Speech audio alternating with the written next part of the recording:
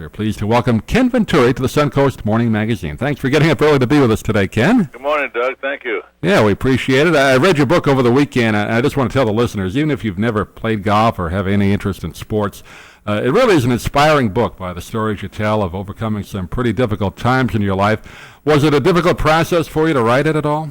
Well, a lot of my friends who have known me were amazed at some things because I've been a very private person, and of course you can see that from the time I was a young man.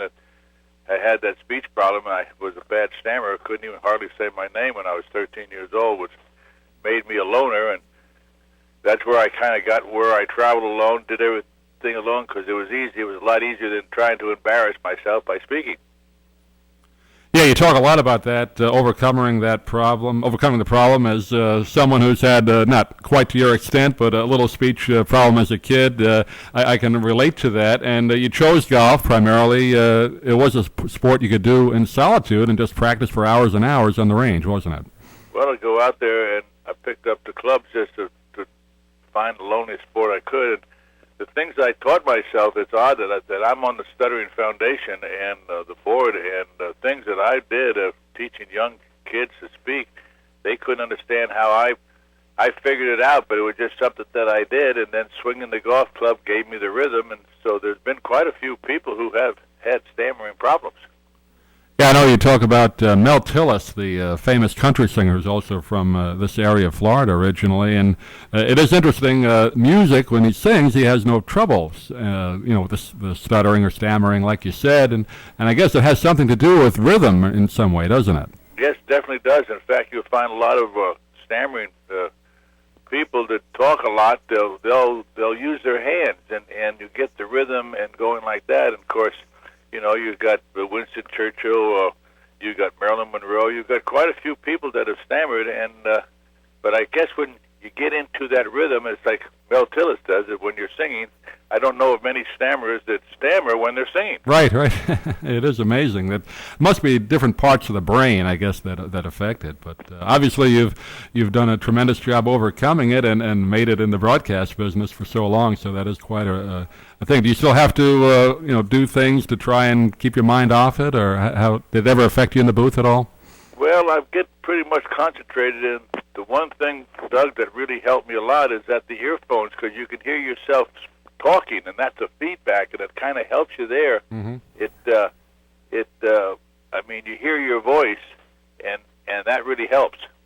It really does. Yeah, I've found that myself. The theme of the book, I guess you have to say, getting up and down my 60 years in golf in a few words, is basically don't give up and keep trying. And I was amazed, like you said, you have been quite a private person.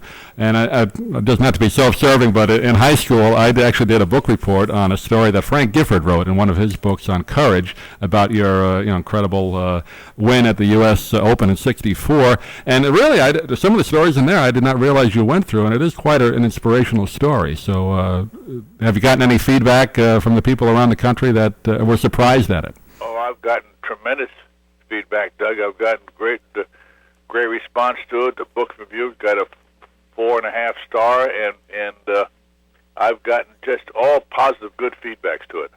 Yeah, it's a great read, and like I said, you really don't even have to be a golf fan to enjoy it. I know you have lived in this area and a little bit south of us in the Naples area for quite a few years before moving back to California. You had a golf school down here too, don't you? I had one in Orlando there, and I had some up there, and I lived on Marco Island. I lived on Marco about 27 years before moving back to California now, because this is where my family is, my kids and grandkids are, and where I was born and raised, so it's kind of like coming back home again, which I'm glad I did. I enjoyed my life down on Marco, but it's a lot different here, which I'm enjoying it very, very much. Yeah, from the San Francisco area originally, and you tell some great stories in the book about Joe DiMaggio, who was a close friend of yours, also from that area as well. And talk a little about Joe DiMaggio, first of all.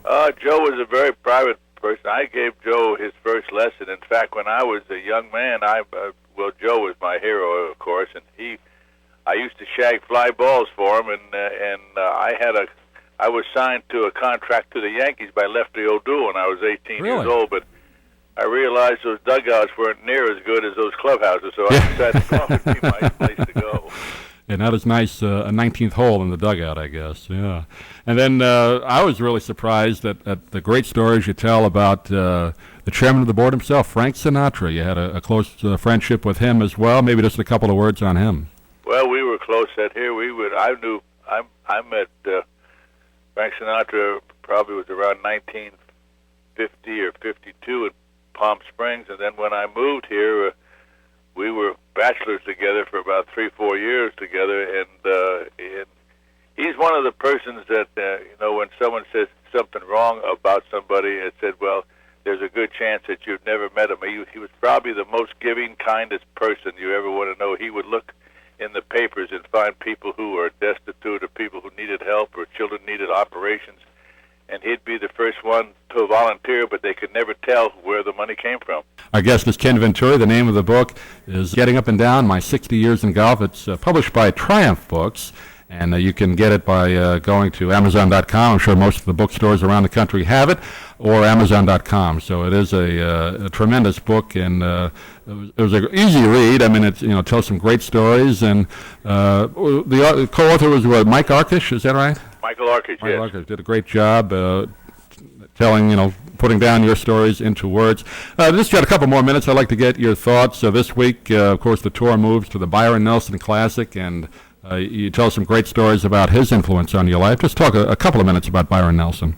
In fact, I just talked to Byron yesterday. He called me, and he has his tournament is this week, and he's having a little problem with vertigo, he said. But I remember Byron when I was a young man. I was probably 14 years old. I saw him win the San Francisco Open at Olympic Club, and I came home and I never known I'd get to know him, and told my mother I saw the greatest golfer of all time, and I want to grow up to be just like him. And in 1952 in Seattle, after the National and Amateur, Byron Nelson said, how would you like to work with me? And he took me under his wing, and Byron to me has been probably like a second father to me. But I've always said one thing: you can say or debate who's the greatest golfer that ever was, but I would have to say that Byron Nelson is probably the finest gentleman that I've ever met. I just want to ask you one thing. Locally on the Channel 16 down here, the PBS station, they show Ed Sullivan shows on the Saturday nights, and about a week or two ago they had a clip of you on there giving a golf tip. What was that like, being on the Ed Sullivan show? Ed Sullivan, we had